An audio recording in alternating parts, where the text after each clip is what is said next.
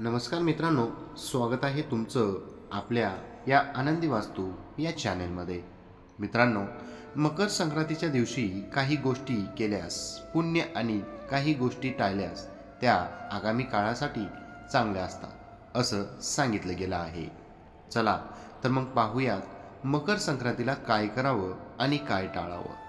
मकर संक्रांत ही 12 संक्रांतीमधली सर्वात महत्त्वाची संक्रांत मानली जाते. या दिवशी ग्रहांचा राजा सूर्य मकर राशीत प्रवेश करतो. सूर्याचं उत्तरायणी याच दिवशी सुरू होतं. शनिवार सूर्यदेव एकदा खूप रागावले होते. त्याचा क्रोध शांत करण्यासाठी शनिदेवांनी तिळाची पूजा केली होती. तेव्हापासून मकर संक्रांतीला सूर्याला तीळ मिश्रित जल अर्ध म्हणून दिलं जातं. मकर संक्रांतीच्या दिवशी काही गोष्टी केल्यास पुण्य आणि काही गोष्टी टाळल्यास त्या आगामी काळासाठी चांगल्या असतात असं सांगितलं गेलं आहे. चला तर मग पाहूयात मकर संक्रांतीला काय करावं आणि काय टाळायला हवं. प्रथम आहे सूर्याला अर्ध. मकर संक्रांतीचा सण सूर्यदेवाला समर्पित आहे, म्हणून या दिवशी सूर्यदेवाची विशेष प्रार्थना करा. यानंतर पाण्यात कुंकू आणि काळे तीळ टाकून सूर्यदेवाला अर्घ्य द्यावे. यामुळे भगवान सूर्याच्या कृपेने तुम्हाला धन, कीर्ती आणि शक्ती प्राप्त होईल. दान. मकर संक्रांतीच्या दिवशी दान केल्याने विशेष फळ मिळते. या दिवशी केलेले दान थेट देवाला अर्पण केले जाते आणि त्याद्वारे व्यक्तीला मोक्ष प्राप्त होतो. मकर संक्रांतीच्या दिवशी प्रत्येक व्यक्तीने गरीब आणि गरजूंना दान करावे. या दिवशी काळे तीळ, गूळ आणि खिचडी दान करणे उत्तम मानले जाते. त्यामुळे समाजात त्या व्यक्तींचा आदर आणि प्रतिष्ठा वाढते. पवित्र नदी स्नान.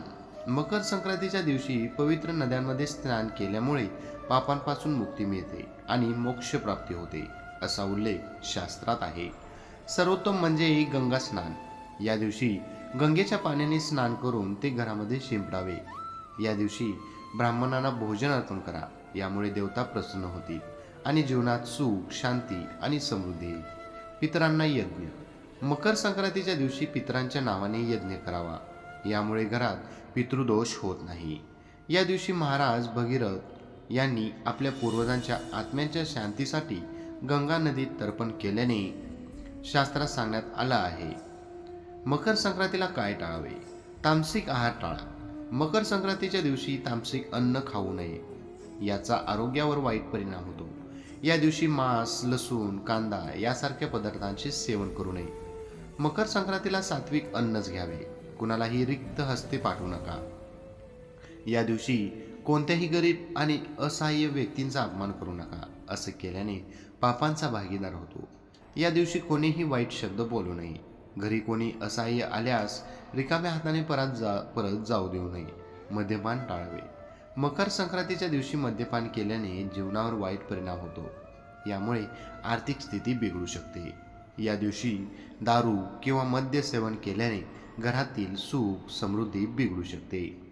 मित्रांनो, ही छोटीशी माहिती आवडली असेल तर आपल्या व्हिडिओला लाईक, कमेंट आणि आपल्या चॅनेलला सबस्क्राईब करायला विसरू नका. धन्यवाद.